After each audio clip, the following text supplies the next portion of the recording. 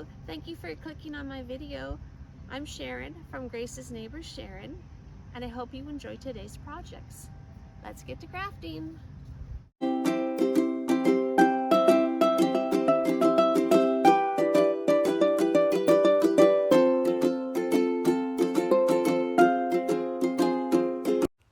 It's the first of the month and time again for another theme challenge put on by these three lovely ladies. This month's theme is the reason for the season, and we're supposed to include a nativity or religious theme into our projects. I will tell you a little bit more about this later on in the video. But for now, let's get to crafting. Project number 1, Nativity Wreath. I'm using about half a wreath that I borrowed some parts off to make twigs. I got that little Dollar Tree plaque made of wood and some burnt umber acrylic paint mixed with a little bit of black. I'm going to rub that paint into the plaque. And then the plan was to reverse stencil the Cricut image, so I put a layer of Mod Podge on after the acrylic paint had dried. Now I'm going to go ahead and trim my Cricut image that I've removed the background from. I put some Dollar Tree vinyl on top and trimmed them both together. The Dollar Tree vinyl is thinner, but I like how it I just like how it sticks, and I like how thin it is, and I just find it's easier to use. It's made for a larger machine, but I trim it to size with my image. And I just use my fingers and my Cricut tool to make sure the transfer tape attaches to the image and words. Once I'm happy with that, I'm going to flip it upside down here, slowly pull the backing off, and every once in a while I got to hold down parts of the black, the vinyl, because it doesn't want to stay down. It's at this point I realized that it's just too small to do a reverse stencil, and so I set it aside, which I don't recommend because that adhesive just picks up everything like pet hair and faux snow you thought you had cleaned up. But my recommendation is don't do that until you're actually ready to go. But you know, I changed my plan here, so I'm going to get a rough layer of white chalk paint on the plaque, and I'm doing the front and the side, so I don't need to do the back. I set it aside to dry, and before I turned the camera back on, I did drill some holes in the corner and pulled a length of jute twine through the holes, leaving the most visible jute on the back. Here I'm just slowly pulling the transfer tape off the image and the words. And take your time for this. There's no need to rush. Sometimes you do have to hold down the vinyl. And you don't want to try and do the Band-Aid thing because you might pull up some of your paint. So once I was finished with that, I flipped it over and tied the knot with the length of twine. And I just put some hot glue underneath the knot when I tied it, just for added strength, added durability. These are what I decided on for the embellishment: the ribbon, baby's breath, and the white poinsettia. I got the baby's breath on there and then went to work on the bow. It's just an awareness shape that I showed you there. And I'm going to cinch it together and hold it in my hand until I can wrap something around it so it'll hold its shape. I decide to use twine. Once I've got the shape, I trim the tails, and I'm going to dovetail them in a little bit, but not right away, because I want to see how the tails look over top of the plaque. Putting some hot glue on the back there, and I'll also pull some twine over the center as well. Again, just added benefit, added security of not falling off. Once I'm sure it's on there good, I take this little white poinsettia from my scrap floral box, and here's where I trim and dovetail the tails, making sure not to cover up any of the words are the image. And if I didn't mention earlier, that image is actually a Google image clip art that I uploaded to Cricut, and I actually was quite proud of myself for figuring out how to do that. I'll put that website link in my description box, and I'll give you a better look at this during the final reveal. Okay, so this challenge happens every month on the 1st, and it's a different theme every month. This month's host is Amanda from 6 Kids and a Glue Gun, and her lovely and talented co-hosts are Brenda from Rustic and Lace DIY and Chantel from Crafty Hints. Their channel links, as well as a link to the playlist, will be in my description box below. Let's get back to crafting. Project number 2 is a church window nativity scene. I'm ashamed to say I've had these cool windows in a bag since I bought them from Dollar Tree several months ago. So I decided that it would look great with a nativity scene for Christmas. So I'm going to distress paint this Dollar Tree crate, and that's trying to match up with the window because I just love the colors in the window.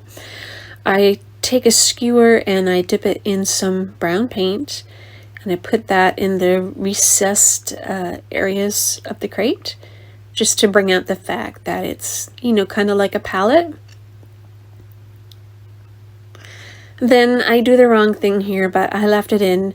I actually glued the back of the window when I needed to glue the front, because it's going to be showing and you don't want to be looking at the back. But you know, in my brain was just thinking back, in the back, paint the back. So you see me push it down, and now you see me trying to pull it apart. And I was actually surprised at how adhered it was already. It actually pulled up a little bit of wood when I got it, but just took my time, nice and slow. And now I'm going to take my time again and get that E6000 glue off of there, because that was still pretty damp, and it was the hot glue that had been holding onto it. So I took the time and got that glue off and flipped it over and glued it onto the crate the right way. So now the front part of the window is showing as I get the Cricut image ready. This is another image that I did a Google search on. I saved the image and then I imported it into Cricut. I added some stars to this one because I knew it wasn't going to be wide enough for the crate. Here I am using again the Dollar Tree transfer tape. That is nice and thin. The only thing about it is if you let go of it, it does stick to itself pretty easily, so you do have to be careful of that. I'm using my fingers. You can also use a Cricut tool. Once I got that on there good, then I'm going to flip it over, and using my pokey tool, I'm just holding onto the image as I pull the backing off.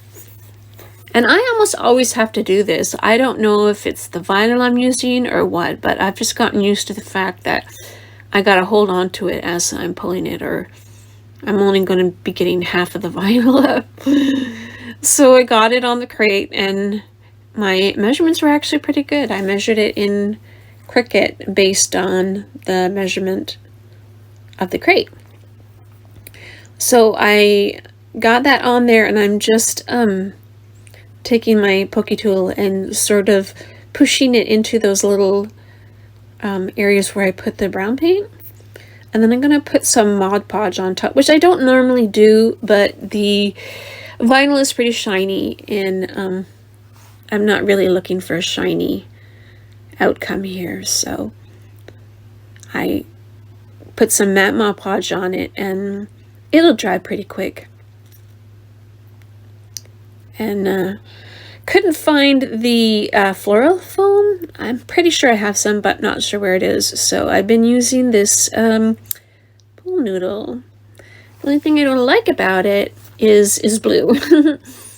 So I do have to make sure I use my Spanish moss every time I use it. So I cut off a portion, and then instead of gluing it, I just jammed some more smaller pieces in there so it would move around. So I'm just going to cover it with the Spanish moss, but unless your stems are really pokey, you may have a hard time getting it to poke through. I actually had to poke into the pool noodle with a pair of scissors and then poke the greenery stem into that spot. There we go, right there.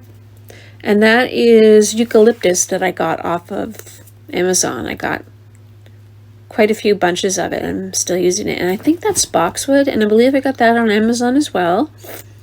So, don't really want to use any more greenery, but it wasn't really filled up. So I grabbed some pine cones, and then I had an old garland that had pine cones on it. So I cut some pine cones off the old garland and filled in the rest of this little garden box here. So glad I found this little church window because I think it looks fantastic with this little nativity silhouette, and I'll give you a better look at the final reveal. Project number 3 is Peace and Nativity with stars.